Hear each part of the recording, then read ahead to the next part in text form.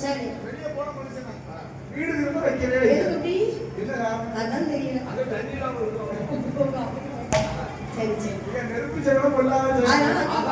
ஆமா விரல் கட்ட வரும்போது சரி, மந்த காலம் வரும்போது வெளியே போகவே கூடாது. வெளியே எங்கேயும் போயிடவே கூடாது. சரி.